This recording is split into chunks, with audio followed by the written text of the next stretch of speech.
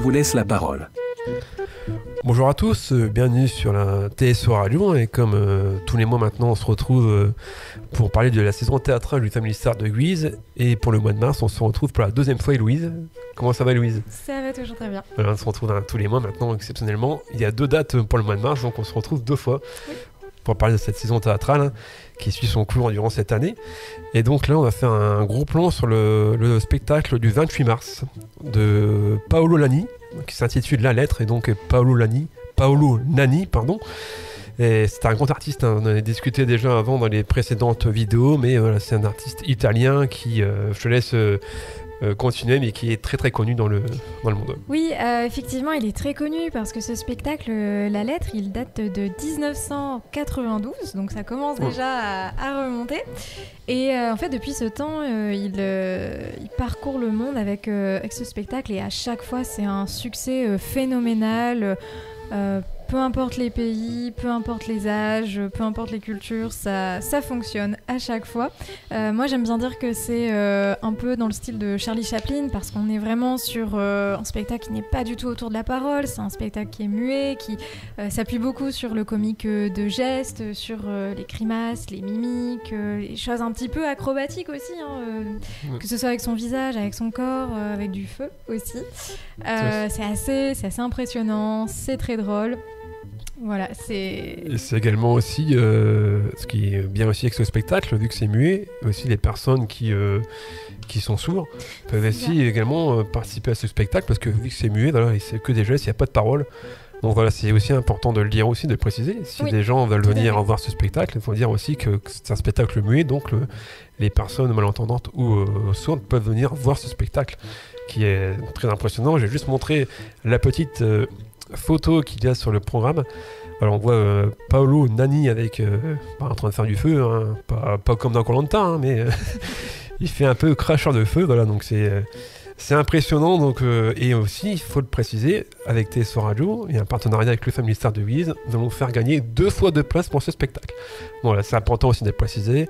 Il y aura un jeu concours qui sera mis en place sur Facebook, il y aura quelques consignes à respecter à la lettre, mais on mettra ça en place, qui a été mis en place prochainement. Et donc voilà, il y a 2 fois de place à gagner et on remercie le Family Star de Guise pour ce partenariat, ce qui est important aussi, comme c'est un grand artiste mondialement connu, voilà, on fait gagner des places pour voir cet artiste. Ensuite, on va continuer la saison théâtrale, la programmation, et on va suivre pour le prochain spectacle le 14 avril. Donc le spectacle A-t-on toujours raison, Which Are You, excusez-moi pour l'anglais encore une fois, de Fred Blin. Et Fred Blin n'est pas inconnu pour le public. Non, effectivement, puisqu'il fait partie du collectif des Chiches Capons. Mais également, il joue le neveu d'Huguette et Raymond dans Scène de ménage. Voilà, ce neveu un petit peu simplé, un peu bébête, mais toutefois attendrissant, qu'on aime bien regarder et dont on aime bien se moquer. Et là, il interprète un personnage aussi qui relève un peu du domaine de l'absurde. Et c'est un spectacle qui se veut aussi drôle, qui se veut comique, un peu un clown, mais moderne. Un clown burlesque et c'est marqué comique fou. Et je vais dire aussi une petite critique, par exemple du Figaro qui dit barré, farfelu, décalé. Donc une critique du Figaro, c'est pas n'importe qui non plus. Bon voilà un peu l'artiste qui est Fred Blin. Ensuite, il y a le spectacle Pourquoi les poules préfèrent être élevées en batterie, donc de Jérôme Rouget et la Martingale, qui se déroule le 6 juin à 20h. Oui, alors là on est aussi dans le registre comique, mais plus du tout dans ce côté mimique, burlesque, etc. On va plutôt être sur un comique qui fait réfléchir, puisque c'est une pseudo-conférence qui va jouer un petit peu entre des faits scientifiques et puis des choses un petit peu plus absurdes, un peu plus drôles, puisque le personnage principal c'est le directeur de l'école d'agriculture ambulante qui va donner donc une conférence sur les droits et les conditions de vie des poules. C'est important aussi, les poules c'est important aussi, et ça fait aussi réfléchir sur le ton de l'humour, des thématiques, des questions qu'on peut se poser, mais c'est décalé, mais c'est aussi réfléchi. Voilà, c'est à partir de 14 ans. C'est important de le dire aussi. Et ensuite, pour finir cette saison théâtrale, ça sera le 24 juin avec l'Euphonie des Coqcigrues et le Grand Orchestre de Thiérache. C'est bien ça ? Oui, c'est ça. Donc l'Euphonie des Coqcigrues, après 3 ans de résidence sur le territoire, ils proposent ce spectacle où ils vont inviter tous les gens de la Thiérache à venir les rejoindre sur scène pour jouer ensemble un quatuor à cordes. C'est très bien aussi, ça veut dire que les personnes amateurs peuvent venir, tous les amateurs et amatrices peuvent venir voir ce spectacle et même participer à ce spectacle. Oui, c'est un spectacle participatif qui vraiment met à l'honneur tous les musiciens et musiciennes du territoire. Ouais, c'est important aussi, donc ça sera le samedi 24 juin à 20h. Et on va aussi rappeler les tarifs pour ces spectacles, c'est donc tarif réduit 7 € et tarif plein 10 €. Il y a également le pass annuel disponible sur le site internet du Familistère, www.familistère.com.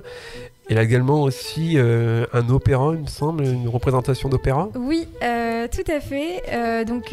Nous avons le plaisir d'accueillir une retransmission en direct de l'opéra de Lille. Donc, c'est Falstaff de Verdi qui va se jouer le 16 mai à l'Opéra de Lille et il sera retransmis en direct dans le théâtre du Familistère. Une belle opportunité pour les gens qui aiment bien l'opéra, donc d'être justement à domicile, mais voir aussi à distance l'opéra de Lille. C'est très bien aussi.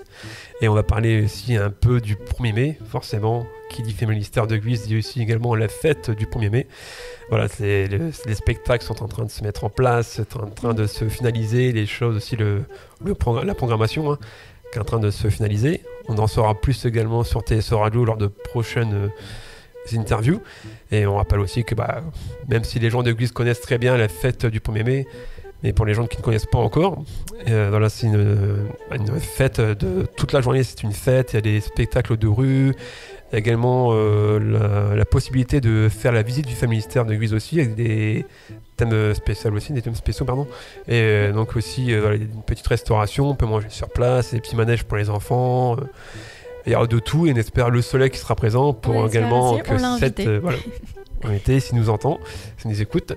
Et donc voilà, ce sera la fête du 1er mai qui se passera un lundi cette année. Oui, et ce qui est vraiment intéressant avec le 1er mai, c'est que ça permet vraiment d'aller de tous les côtés du Familistère. On va avoir des spectacles sur la place devant, dans le jardin, plein de visites dans des endroits qui ne sont pas ouverts habituellement, comme les caves. On va aussi avoir des spectacles dans la cour des économas. Le public est invité à investir tout l'espace du Familistère. Donc on va un peu voyager dans le site du Familistère de Guise, c'est bien aussi. Écoute Louise, on a fait le tour de tout ce qu'on avait à faire, il n'y a pas de souci. Donc on rappelle aussi que pour le Paolo Nani, il y a deux fois 2 places à gagner avec le Familistère de Guise. On mettra le jeu concours en place sur la page Facebook de TSO Radio. Il y aura quelques consignes à respecter pour gagner ces 2 places, bien entendu. Et on se retrouve le mois prochain pour parler du spectacle Fred Blin, un peu plus largement. Et déjà, Fred Blin, dites-vous, Fred Blin, scène de ménage. Mais son spectacle est complètement à l'inverse de son personnage dans cette série. Et donc, on se retrouve prochainement dans une prochaine interview pour parler de ce spectacle et de la saison théâtrale. Également, peut-être quelques brides d'informations sur les festivités du 1er mai. Mais ça, on n'en sait pas plus pour l'instant. Et Louise, écoute, merci à toi. Puis merci à toi. À la prochaine interview alors. Ouais, avec plaisir. TSO Radio, la radio de la Thiérache, Sambre-Loise et au-delà.